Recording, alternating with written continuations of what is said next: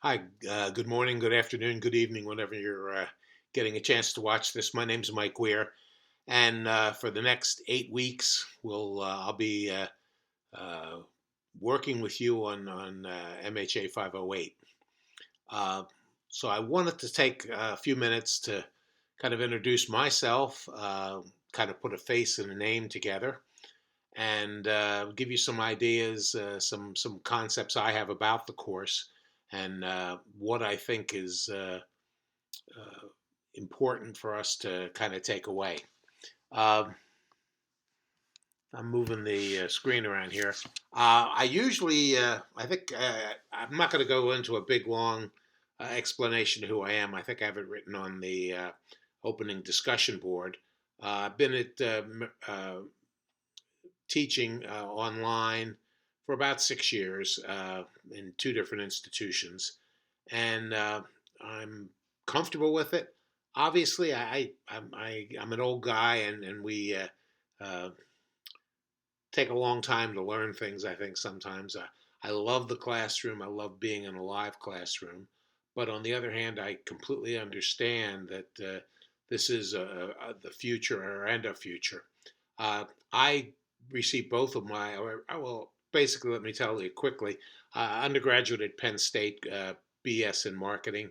I had to have a BS because I was going in the Navy, and they wanted me to have a science dint to my education, so I had to take physics and calculus. Um, but went in the Navy in 1969 and really enjoyed the idea of service to my country, and also enjoyed working with some of the most tremendous people I've guaranteed I've ever worked with, and going to a lot of travel, a lot of exciting places. Um, Retired in 1989 after 20 years of service as a commander, and while I was in the Navy, I had the opportunity to study for and receive my MBA and my Master's of Science in Public Health. Both of these were done while I was working.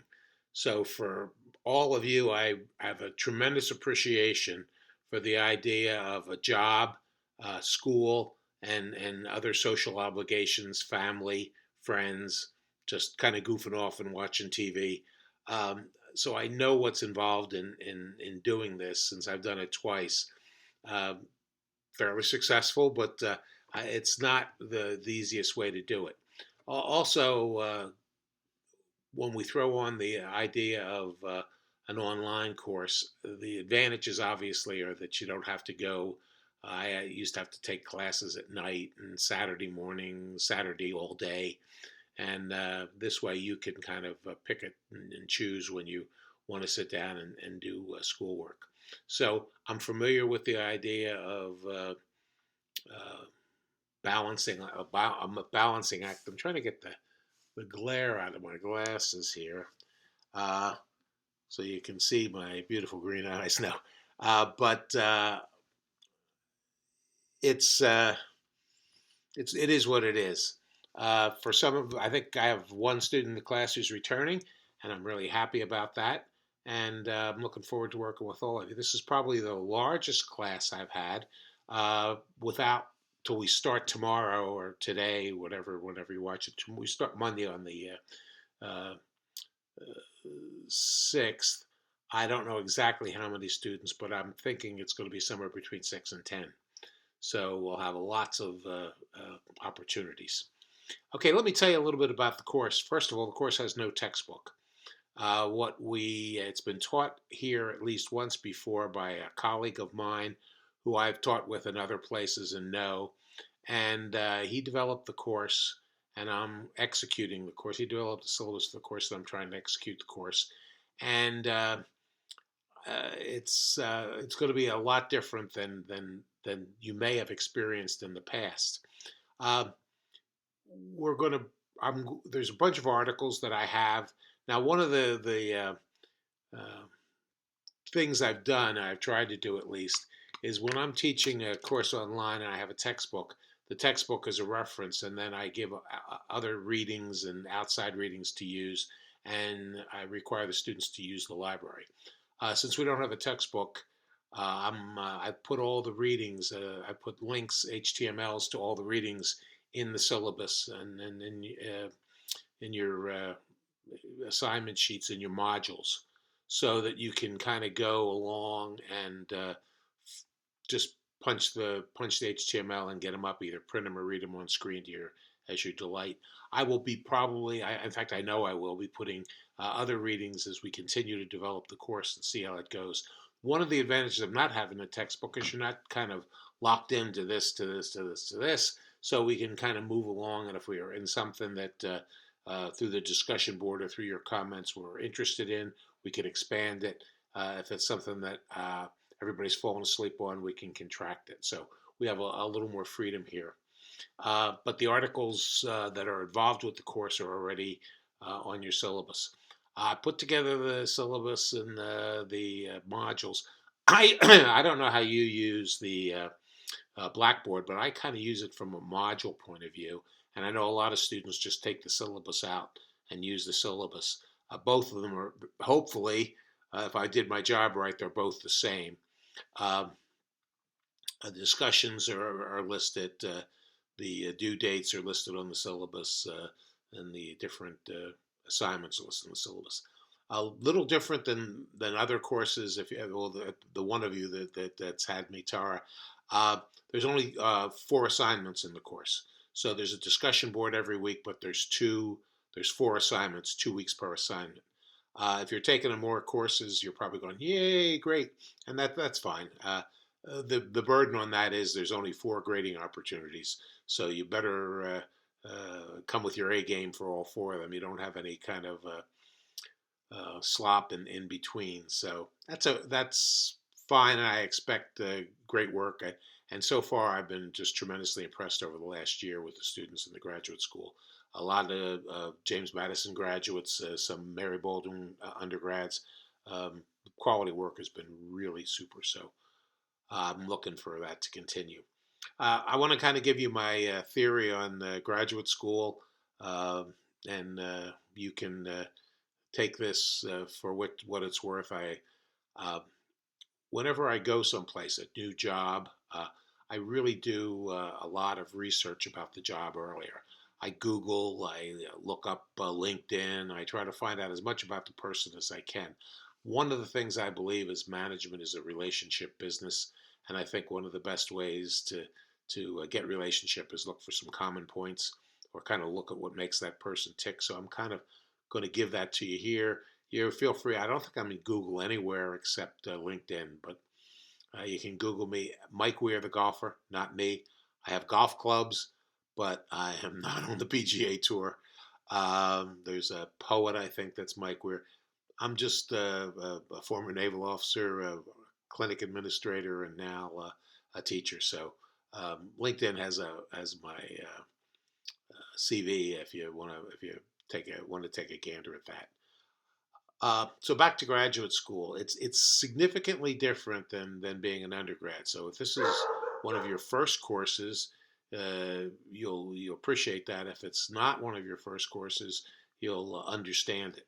I always thought of undergraduate school. Well, I look at things as can be a toolbox or a recipe book, and I look at education as a toolbox or recipe book. I always looked at undergraduate school as like recipes. Uh, Someone got up and told you how to make bread, and they said put 4 cups of flour in, a tablespoon of yeast, 3 cups of water needed for a half, blah blah blah blah blah, and then put it in the oven, and it comes out and it's bread.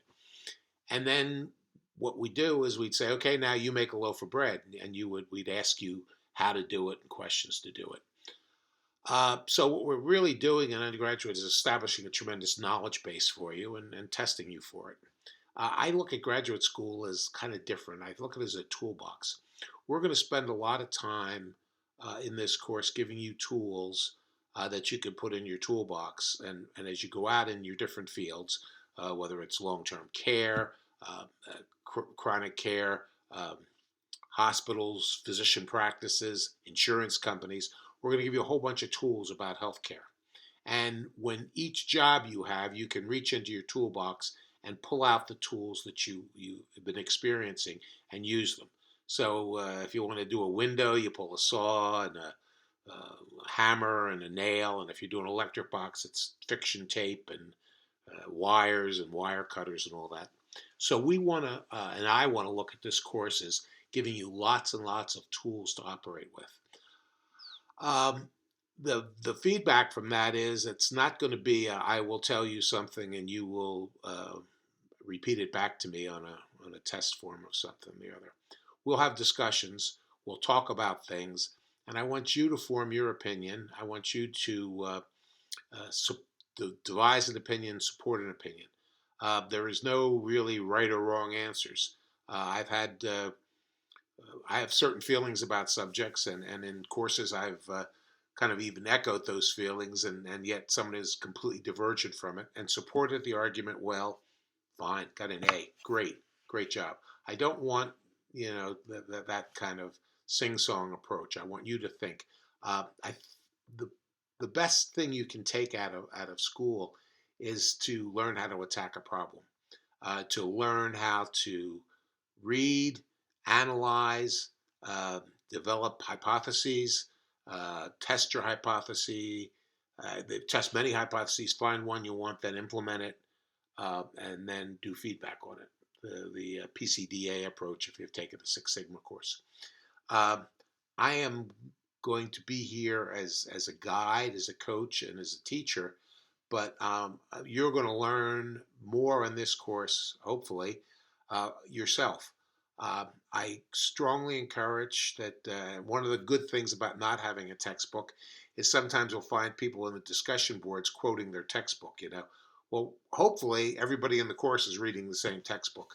So I find it kind of short-sighted to cite the textbook in your answer back to me. I find that more successful students are people that use the library. If you haven't used Grafton Library online, please learn how to do it. It is amazing. Now, I have a 40-year-old son, and whenever I tell him something oh, I remember when, he says, you know what I remember when means, Dad? And I said, no, what's it mean? He says, it means I'm old. So I remember when I used to have to go to the library and look up these big card catalogs and write the little numbers down and go into the stack and look for the volumes and yada, yada, yada. Not anymore. I can sit down here in my house in North Carolina, jump on the computer, jump on the library, do tremendous amounts of research, and get the articles right there, read them and print them and do all kinds of things, and never have to leave the comfort of my house. So and find them right away too. So you learn to use research tools in this course. I'd like when you take a subject, either in a discussion board or a paper, to find other lights or other spotlights, other ways to look at it than just maybe the traditional one that the question brings up. I've only seen 3 of you log into the discussion boards, but all 3 of you have significant experience in the workforce. And I think most of the people will have significant experience in the workforce. So think of what makes you successful at work and why when you get the attaboys or attagirls, it's that you have taken something aboard and figured out the answers and figured out the approach and made that happen. And that's what we're going to do in the course. We're talking about healthcare. That's the big topic. We're talking about managing healthcare, and that's the kind of the skill in the course. So I'm going to try to guide you in that, but you're going to do most of the work in developing those kind of things. I say this, and I taught undergraduate for a while, and I used to say to the students, the difference between school and the real world is in the real world every day is a final examination. That every day you have to do something, you have to think of something, you have to make something happen with limited information and using the tools that you brought to the table. There are no answers out there that kind of one size fits all. Like Columbus discovered America in 1492. Yeah, okay, good. In the real world, you have somebody who has a problem, you have a funding problem, you have a cash flow problem. You have to kind of analyze and do and make that happen, and that's going to kind of be what the course is going to be dealing with. Oh, by the way, you like my bed sheet in the background? It'll get better. Uh, the goal, I think, is to become a leader and a manager. And I remember when I was going to graduate school for my MSPH, we took a capstone course at the end of the school of the studies, and it was taught by the department director. And he was wise man, very well regarded in the field, published a lot. And he got up to us and said, you're all juiced up that you're going to make changes in the healthcare system. You're going to, do all these great things. And he said that the primary purpose of leadership is communication. He said you have to be communicators first. And my experience in the 25 years I've been doing this is he was absolutely right. I remember sitting in the class scratching my head, and I had hair up here to scratch then. I don't now. I just rub it. But I remember sitting there saying, "What's he mean being a community? I want to be a leader. I want to be a manager. I want to make decisions that are." It's communication. I did consulting work for about 5 years, and you used to fly to a job, and you'd participate in the organization, and they'd have some goals, and you develop more goals, and yada yada yada. And then at the end, you'd write a great report to what you did and what you happened. And I got to the point where humorously, I never did it, but I could start to write the report in the plane before I ever got to the job. And my first paragraph would be, there's significant communications problems in this organization. Because if you look at it, there are. Now, communications isn't just me talking to you. It's much more, and I think in your undergraduate work and in graduate your school you've found that out. But we want you to be good communicators. Uh, Written communication is important. That's why we do a lot of this good stuff. Again, I'll keep emphasizing to you that we're on the same team. We're all working together. I'm very satisfied and happy that you all will leave the course smarter than when you came in. Now, you're probably going to do more of it than I'm. I'm not here. Ooh, you're going to be smarter. We're going to look at things. We're going to discuss things, and the class itself will make that happen. I'm not a really super duper bike racing fan, but I always remember watching a show one time about the Tour de France, and they were the pack of the bicyclists are called a peloton, which is like that thing with the ad for Christmas. But anyway, the peloton is the pack, and the peloton kind of sets the rules for for the whole race. So if someone goes out in front of the peloton and increases the pace, the peloton kind of comes up and sucks that person in and just drives them by going so fast. They keep sending people up to challenge them and driving that person so fast that they fall back. So the peloton is really the governing of the organization. And I kind of think that that's the way this class is, that we're all going to learn from each other. I will tell you, and it sounds cliche-ish, but it's not. I've learned a lot from the students in every class, and I expect hopefully they've learned some from me. So let's talk a little bit about some rules and regulations. I am available at your convenience. I get paid for this.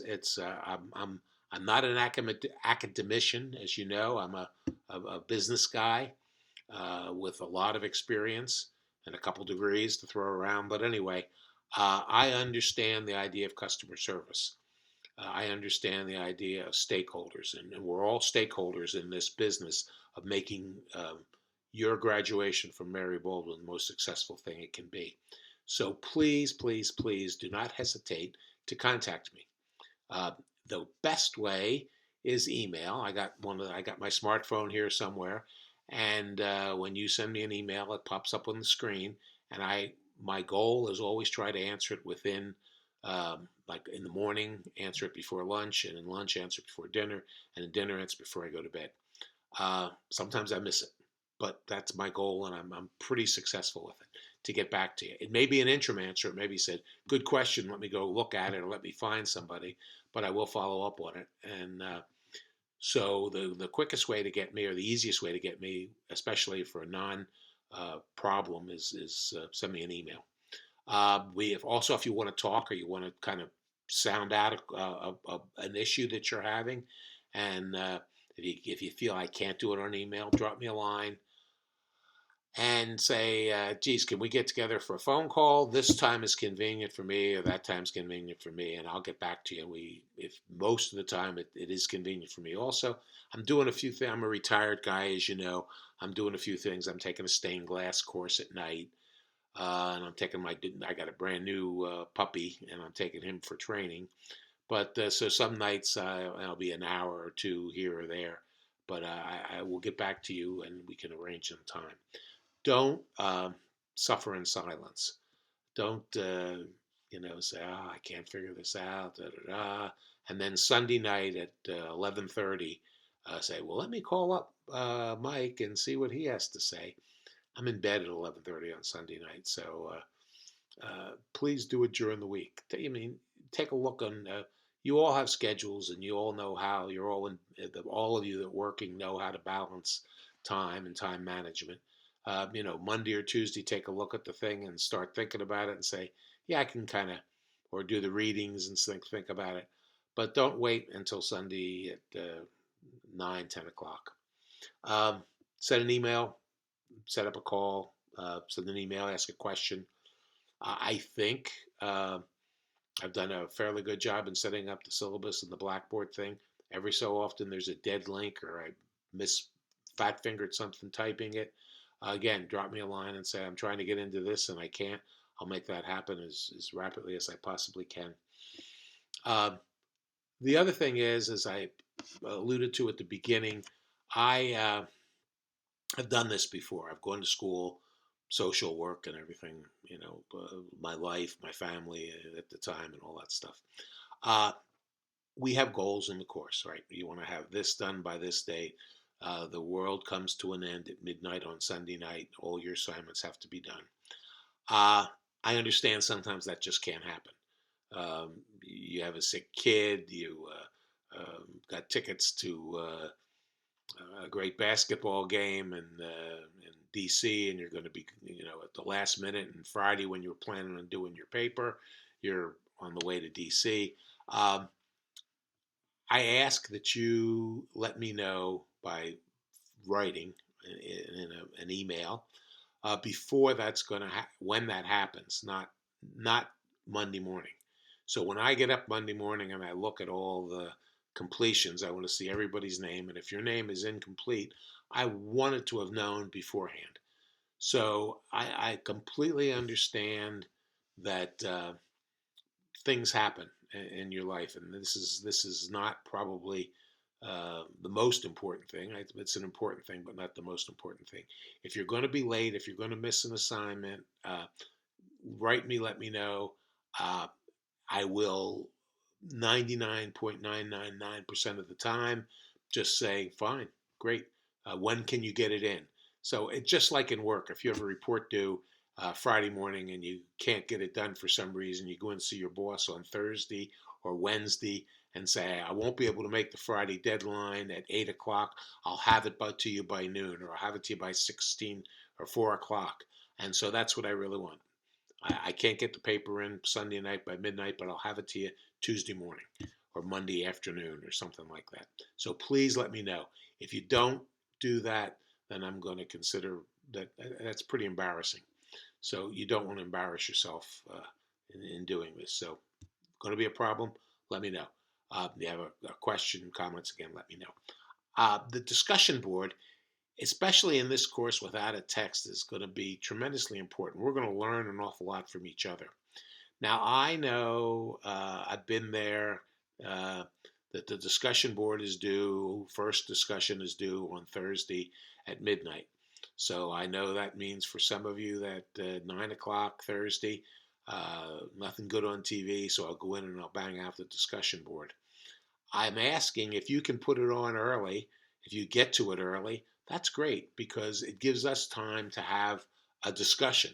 So normally, what in some for some people, they put it on Thursday night at midnight, and then Sunday night at 9:30, 10 o'clock, they put their second reply on, or their two replies to other people, and there's no real interchange. And I think that we're going to make this course happen with me and you and all the members of the class throwing in ideas and questions along the way. Why did you say that, Mike? What's happening here? So, uh, if you could get your discussion board started early, please do. If you could answer your discussions earlier than Sunday night, please do. Um, uh, we're past the stage of let me just do the minimum here. I hope so, at least. You're all looking to come out of here with gains, and to be gains, you have to work a little bit and change your schedule a little bit. So I look for undergraduates to submit things at 10 o'clock Sunday night that says, really great answer, Mike. I really understand where it came from, and I appreciate it very much. Good job, and I'm looking forward to discussing more. What a blah answer. Uh, we're not, we have to be courteous, obviously. You can't say, you stupid idiot, what do you support this for? Don't you realize how crazy that is? But challenge people. Um, Say, I don't understand why you feel this way or why this works. I have a source here, Joe Schmo, in an article that said such and such, and it seems completely contradictory to what we're saying. How do you justify that? Don't. Nobody takes it personal, please, and nobody makes it personal. It's about business. I worked at a place in where there was two competing medical groups in a small town, and both were run by tremendously strong physicians as the chief, the CEOs. And I worked for one, and my contemporary worked for the other. We would talk all the time, and you know, make sure that we're not going to violate any laws or collusion or anything. But we were both in Rotary, and we'd sit at the table at lunch and talk. But the doctors hated each other. I mean, they were just, we always thought if you got sick in front of one place and you weren't a patient there, they probably wouldn't take you in. But it turned out that there was a party in town, and the two everybody was all the doctors were invited. It was a birthday party for one of the doctors had twins, and then the chairman of the one group was an Indian doctor, and the chairman of the other group, my group, was a Pakistani. So they have a normal, natural. They're not great friends to start off with, just because of the countries. Pakistan and India are not great, but these guys would fight tooth and nail for contracts, insurance companies, and everything. And I go to the party, and there's the two of them sitting there, standing over in the corner, laughing and giggling and drinking scotch and eating food. And so I went over and I said, "Boy, what's the big deal here, you guys?" And the competing doctor turned to me and said, "Mike, it's just business, just business." He said, "It's not personal." And I think I use that all the time. And he used to say it with just business, and it's just business. So don't get alarmed if people are questioning what you have. Let's see, going through my notes here. Uh, Please don't this course don't get hung up on details. If we're talking about visual acuity, don't start saying, "Oh, I don't got to know anything about." I want you to run on the top, and be detail in your answers, but don't get really hung up on anything. Look at the whole chapter, the whole article, and then this is a real concept. Get on there. There's a Google Scholar program if you're familiar with it. Just type in Google Scholar, and that does scholarly research for you.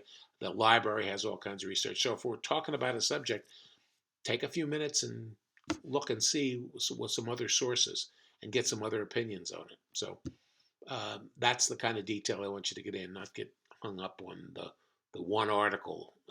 Look at the concept of what we're trying to teach. So anyway, that's about it for a start.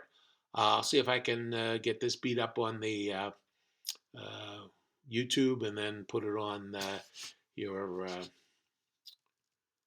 Blackboard. Again, I hope to make this an exciting and worthwhile 6 week or 8 weeks for you. I know it's cost you enough, so I want to get you as much bang for the buck as I can, and we have to work together as a team to do that. Please feel free to contact me anytime. Thanks very much, and it'll be over before we know it.